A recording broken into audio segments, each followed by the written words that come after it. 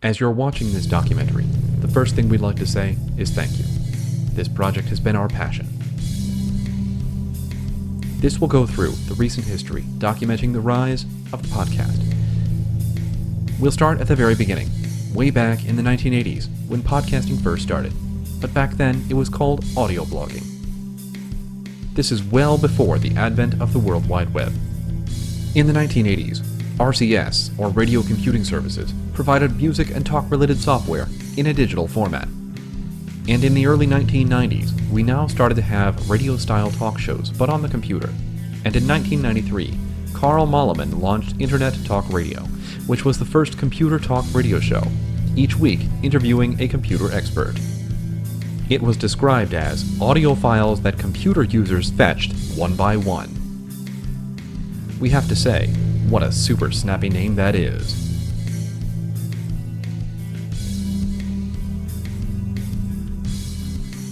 Now, downloading music did not reach critical mass until the launch of Napster, and this helped the mass media get used to the idea of downloading what we want, when we want it.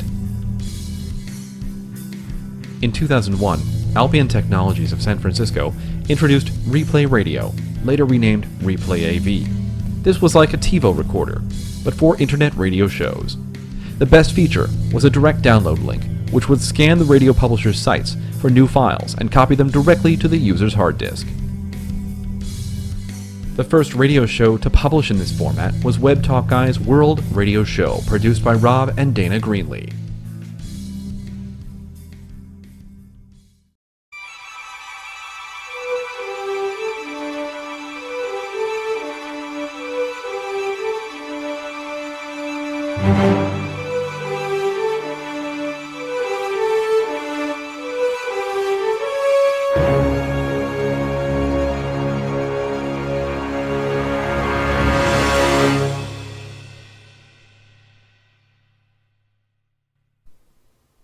Web Talk Guy's World Radio Show, produced by Rob and Dana Greenlee, was one of the first podcasts ever released. Have you ever heard of it?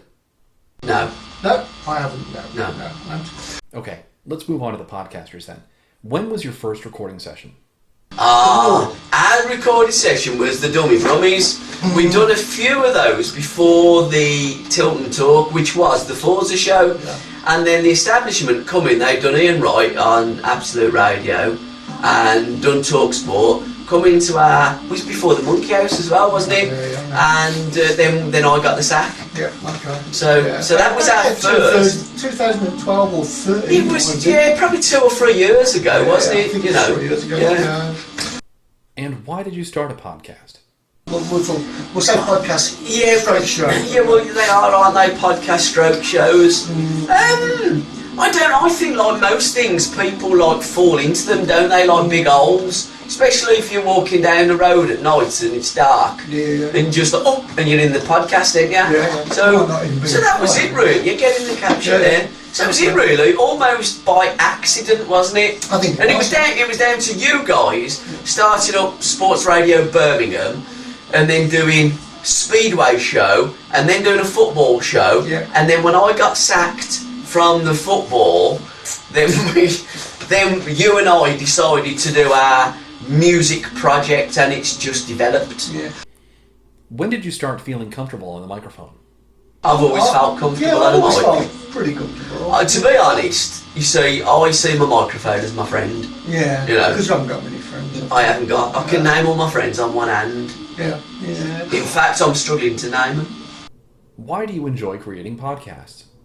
Crikey, do we enjoy it? Well, so the first thing how I really got into stuff was in 1994. I'd done a programme called Inside Story, which was on after the European Cup final. Available on YouTube. Yeah, and it was about Karen Brady, called The Manageress. Now, I remember being in the studios at the BBC in London, and I promise you, I was close to tears. I was almost crying, because it was the first time I'd seen myself and my voice on television as a playback, and I wanted to get under the chair and hide.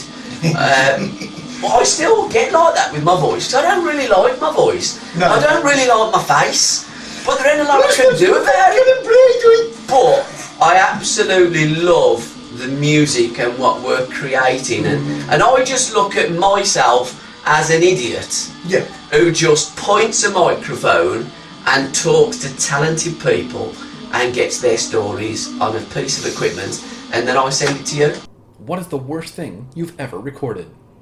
I've said loads. It's gone up forever. I've got a feeling we've probably taken down a lot of things. I would say, to be fair, if these people, who are they? You know, the people that monitor things like... I'm always looking at radio today, and there's always been a presenter getting into hot water.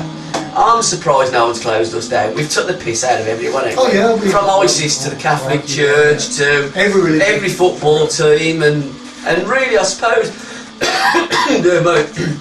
I suppose the most thing with me was when I hashtagged the local media in Birmingham, all Panos pets at the time, because that's what happens in football. They want to be friends of football clubs. So anything that a dictatorship, i.e. a football club, says, they believe, and they'll broadcast. Apart from the BBC, they're impartial. What has changed with the equipment since you started podcasting? We haven't really. Well, the equipment changed slightly as to when we first started, we had like me and the Speedway. GA. We had a little tiny mic, and we were all shouting round it. Were you really? Yeah. No, yeah. It's really so it's changed a little bit, yeah. We just sit round the table now shouting round it, don't we? For content creators, do you think it's a better medium than YouTube or Patreon? Yeah, I think the internet... I think so. In my opinion, the internet is the most creative piece of... It's not actually an equipment, but it's a tool, isn't it? And there are a lot of tools, aren't it? I mean, we're a pair of tools. But I do think it allows creativity without suppression. And I think that that's vital, because in this world, we're all controlled. PR companies, spin doctors.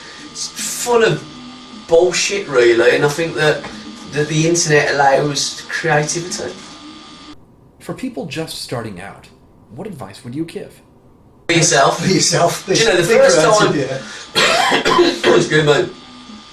The first time I went on to BBC Radio WM with Malcolm Boyden, I said to Malcolm, what do you want me to do? And he said, I don't know. And just be yourself. And that's all I've ever done with anything that I've ever did. Anything I've ever done, I don't know what I'm doing. They're very popular now. Why do you think they got that way? Yeah, Yeah, I suppose our so. own little niche way. Yeah. I think. I think what the Biscuit Boys stand for is honesty, integrity, taking the piss, having a laugh, and loving people. What's your most memorable topic you've ever recorded? Everything. I love Is there everything. anything we haven't Music. covered? I just love music. Yeah, we've got that. What's the worst topic you've ever recorded? Football. Probably football. Football, because whatever you say in football, I used to have in my black cab, because I was a former black cab of Birmingham, I used to have on a blue background, say nothing, do nothing, be nothing, Yeah. and I think that's it with football. People just take it too seriously. What's the best topic you've ever talked about in a podcast?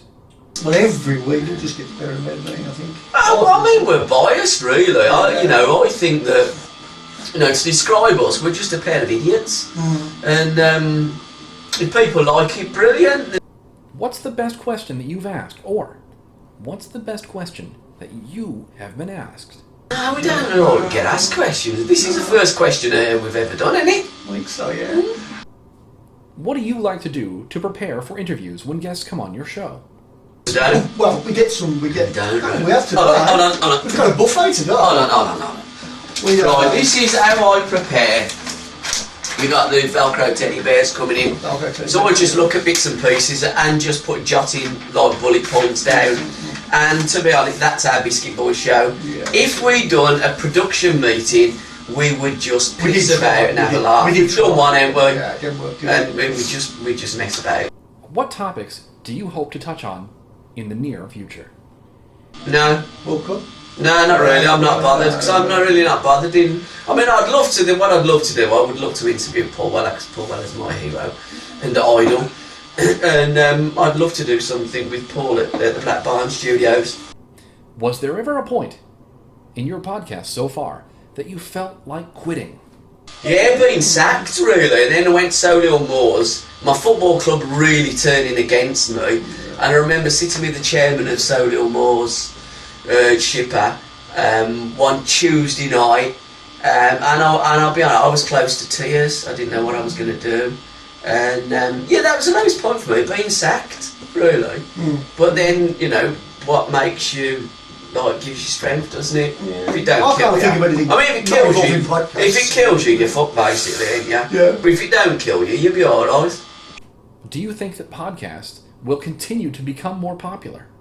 Yeah. I hope so, because I think, the roof, yeah. I think if you listen to mainstream radio, it's the death of music.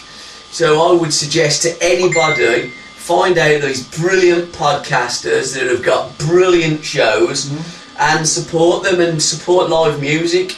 I think you've only got to look at the latest V Festival.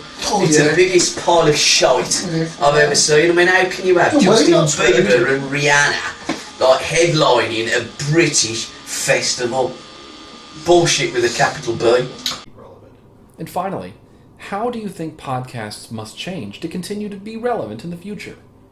I hope you don't. Yeah, No, I hope you don't. I hope you Yeah. just keep on keeping on, being creative. 2 fingers up to the establishment and bollocks to them, really. And most of all, beautiful people. Most importantly, have fun. Yeah, exactly. We do. Don't take this serious. And also, don't swear. Yeah. Done all right, didn't I? Yeah. And that concludes that question. Do you know Barry Fry done that once? He was best man to Ed Steen, and he got up and Steen says, "Gaffer, don't swear." So he's come up, he's done all his bits and that, and he says, "How the fucking hell did I do?"